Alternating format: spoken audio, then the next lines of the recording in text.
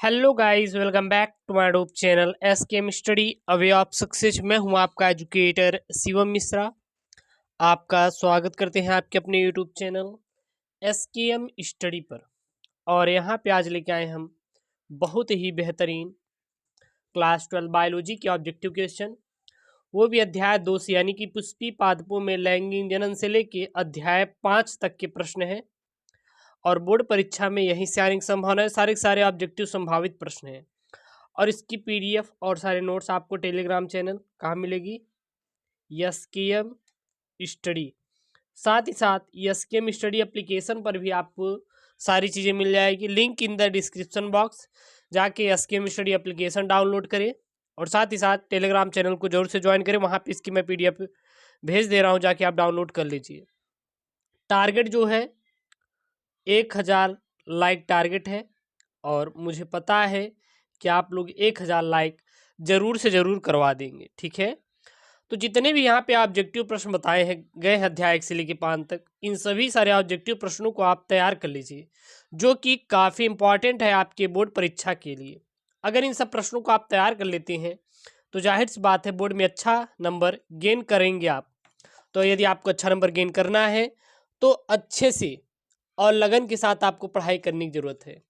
और आप लोग लगन के साथ ज़रूर से ज़रूर पढ़ाई करें, क्योंकि अगर आप ऊंचाई पे पहुंचना है तो आपको मेहनत करना ज़रूरी है। चलिए, सबसे पहला यहाँ पे प्रश्न है अध्याय 2 से, पुष्पी पादप का कौन सा भाग अगुणित, एक देखिए द्विगुणित होता है, एक क्या होता है अगुणित होता है।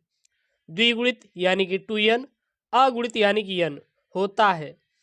पुष्पी पादप का कौन सा भाग आपका अगुणित होता है? तो इसका उत्तर क्या हो जाएगा? तो वो हो जाएगा आपका नर युग्मक। उत्तर आपका क्या हो जाएगा? जो नर युग्मक होता है, नर युग्मक होता है, यह पुष्पी पादप का एक ऐसा भाग है जो कि क्या होता है अगुणित यानी ज्ञान होता है। सही ऑप्शन क्या हो जाएगा? आपका राइट आंसर आपका सी हो जाएगा। ओके, और इसका पीडीएफ आप टेलीग्राम पे जाके आप डाउनलोड कर सकते हैं, link in the description box. साथ ही साथ टेलीग्राम आप एप्लीकेशन पर भी इसको फ्री में प्राप्त कर सकते हैं। सेकंड वाला यहाँ पे है, वो क्या है? निभाग पाया जाता है। देखिएगा, एक कोर्स लाया गया है एसकेएम स्टडी के द्वारा, जो कि आपको फिजिक्स का है और बायोलॉजी का है। फिजिक्स और बायोलॉजी का, फिजिक्स 299 रुपए में, बायोलॉजी 299 में। आप दोनों ज्वाइन कर लीजिए। देखिए, इसके फायदे क्या है? फायदे ये हैं कि जब तक आपके बोर्ड के कुछ घंटे पहले भी ऐसे पेपर आपको दिए जाएंगे जो कि आपके बोर्ड एग्जाम में 100% आएंगे। यूपी बोर्ड एग्जाम 2022 में 100% आएंगे, एमपी बोर्ड एग्जाम में 100% आएंगे। उन चीज़ों को दिया जा रहा है। और इसका आपको जो लॉन्चिंग डेट है वो 1 फरवरी से है, तो ज़्यादा जाइए, बच्चों को ज्वाइन कीजिए। 1 फरवरी से ये कोर्स आ रहा है आपके लिए। और अप्लीकेशन पे मिलेगा, एसकेएम स्टडी का एप्लीकेशन है, वहाँ पे आपको ज्वाइन करना है। यहाँ पे है निभाग पाया जाता है। निभाग किस में पाया जाता है? गुड़हल में या परागकण में, बीजांड में, इन सभी में। तो जो निभाग पाया जाता है वो कहाँ पाया जाता है? बीजांड में पाया जाता है। निभाग कहाँ पाया जाता है? बीजांड में पाया जाता है। यानी कि इसका उत्तर क्या हो जाएगा आपका? ऑप्शन सी हो जाएगा। निभाग किस में पाया जाता है? बीजांड में पाया जाता है। बीजांड में क्या पाया जाता है? निभाग पाया जाता है। तो निभाग कहाँ पाया जाता है? बीजांड में पाया जाता है, ठीक है। अगला प्रश्न है, द्विनिषेचन की क्रिया होती है। द्विनिषेचन की क्रिया किसमें होती है? शैवाल में होती है, आवृतबीजी पौधों में होती है, अनावृतबीजी पौधों में होती है, या कवक में होती है। तो द्विनिषेचन की क्रिया कहाँ पे होती है? तो वो होती है आपकी आवृतबीजी पौधों में। आवृतबीजी पौधों में क्या होती है? द्विनिषेचन की क्रिया होती है। तो आपको सीधा बता देना है कि आवृतबीजी पौधों में क्या होती है? तो द्विनिषेचन की क्रिया होती है। द्विनिषेचन की क्रिया किस में होती है? आवृतबीजी पौधों में होती है। तो ये सारी चीज़ें बहुत ही इंपॉर्टेंट है और आपके बोर्ड एग्जाम के लिए, इसलिए आपको ज़्यादा ज़्यादा इसको शेयर करना है और आप पढ़ के जाइएगा। बहुभ्रूणता खोजी गई। बहुभ्रूणता किसके द्वारा खोजी गई थी? बहुभ्रूणता किसके द्वारा खोजी गई थी? ल्यूवेनहॉक द्वारा, महेश्वरी द्वारा, या विक्लर द्वारा, या कपूर के द्वारा? तो बहुभ्रूणता की खोज किसने की गई थी? तो जो बहुभ्रूणता की खोज किए थे वो किए थे ल्यूवेनहॉक। लीवेनहॉक ने क्या किया था? बहुभ्रूणता की खोज की थी। तो बहुभ्रूणता की खोज किसने की थी? तो आपको सीधा बता देना, लीवेनहॉक ने बहुभ्रूणता की खोज की थी। सारी चीजें बहुत इंपॉर्टेंट है और आपके board exam point of view से, इसलिए आपको ज्यादा ज्यादा इसको क्या करना है, तैयार करना है।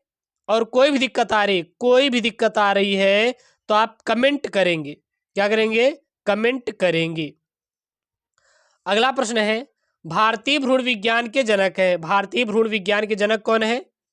Sir Jagdish Chandra Bose, doctor Birbal Sahni, doctor Hargovind Khurana या पी महेश्वरी। तो भारतीय भ्रूण विज्ञान का जो जनक कहा जाता है वो कहा जाता है पी महेश्वरी को। पी महेश्वरी कौन है? भारतीय भ्रूण विज्ञान के जनक। भारतीय भ्रूण विज्ञान के जनक कौन है? पी महेश्वरी हैं। तो वीडियो को लाइक करें, शेयर करें और जाके एप्लीकेशन डाउनलोड करें। वहाँ पे फ्री में आपको सारी कोर्सेज मिल जाएंगे प्यारे बच्चों, और कुछ कोर्सेज पे हैं वो भी वहाँ पे आपको मिल जाएंगे। ठीक है। अगला यहाँ पे, शुक्राणु में माइटोकॉन्ड्रिया स्थित होता है। जो शुक्राणु होता है उसमें माइटोकॉन्ड्रिया कहाँ पर पाया जाता है? शुक्राणु में माइटोकॉन्ड्रिया कहाँ पर पाया जाता है? पूंछ में, शीर्ष में, एक्रोसोम में या मध्य भाग में? शुक्राणु में माइटोकॉन्ड्रिया कहाँ पर पाया जाता है? तो जो शुक्राणु में माइटोकॉन्ड्रिया पाया जाता है वो पाया जाता है आपका मध्य भाग में। मध्य भाग में क्या पाया जाता है? माइटोकॉन्ड्रिया। माइटोकॉन्ड्रिया का क्या कार्य होता है? तो जो माइटोकॉन्ड्रिया के कार्य होता है, शुक्राणु को ऊर्जा प्रदान करना, यानी कि पावर हाउस। माइटोकॉन्ड्रिया क्या है? एक पावर हाउस है जिसके द्वारा शुक्राणु में एनर्जी आती है और वह एक स्थान से दूसरे स्थान तक चल फिर पाता है, ये भी आप कह सकते हैं। अगला प्रश्न है, मानव के स्पर्मेटिड्स में कितने गुणसूत्र होते हैं? 23, 46, 47 या 21। तो मानव के स्पर्मेटिड्स में वो आपके कुल 23 गुणसूत्र होते हैं। कितने गुणसूत्र होते हैं? कुल 23 गुणसूत्र होते हैं। बहुत ही इंपॉर्टेंट ये प्रश्न है, याद कर लेंगे। हर एक साल आने वाले प्रश्नों को ही केवल हम यहाँ पर डिस्कशन करेंगे। इसकी आपको पीडीएफ टेलीग्राम चैनल या SKM स्टडी पे मिल जाएगी। अगला यहाँ पे प्रश्न है, प्रश्न क्या है? निम्न में से किसमें 23 गुणसूत्र होते हैं? स्पर्मेटोगोनिया, युग्मनज, द्वितीयक ऊसासाइट या उगोनिया। तो निम्नलिखित में से किसमें 23 गुणसूत्र होते हैं? तो जो 23 गुणसूत्र होते हैं वो द्वितीयक ऊसासाइड में होते हैं। किसमें होते हैं? द्वितीयक ऊसासाइड में आपके कुल मिला के 23 गुणसूत्र होते हैं। बहुत ही इंपॉर्टेंट प्रश्न है जो कि आपके बोर्ड में आएंगे, इसलिए आप इन सभी सारे प्रश्नों को आपको अच्छे से तैयार करना है। हर एक प्रश्न आपके लिए बहुत ही महत्वपूर्ण है और बोर्ड एग्जाम में सारे संभावित प्रश्न हैं, इसलिए आप इनको अच्छे से तैयार करेंगे। कोई दिक्कत आ रही, कहीं से भी आ रही है तो आप बिल्कुल कमेंट कर देंगे। ठीक है ना। चलिए अगला प्रश्न है, मनुष्य में संतान का लिंग निर्धारण होता है। जो मनुष्य होता है उसमें संतान का लिंग निर्धारण किसके द्वारा होता है? माँ के गुणसूत्रों से, अंडाणु के माप से, शुक्राणु के माप से या पिता के लिंग गुणसूत्र से?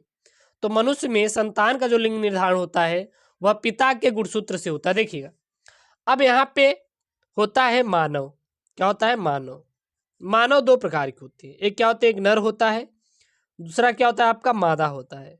नर में कुल 23 गुणसूत्र होते हैं, 23 जोड़ी गुणसूत्र, यानी पूरा 46 गुणसूत्र होता है। मादा में भी 23 जोड़ी गुणसूत्र, कुल टोटल कितना? 46 गुणसूत्र। नर में कौन सा होता है? XY होता है, और मादा में कौन कौन सा होता है? XX होता है। ठीक है ना।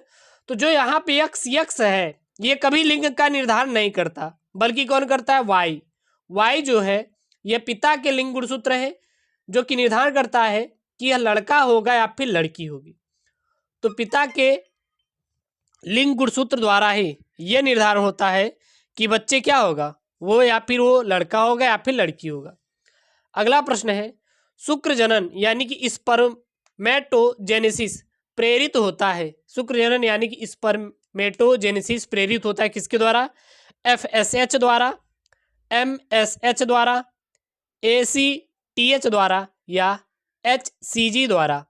तो शुक्र जनन जो प्रेरित होता है वो किसके द्वारा होता है? तो FSH द्वारा प्रेरित होता है। शुक्र जनन किसके द्वारा प्रेरित होता है? FSH के द्वारा ही होता है।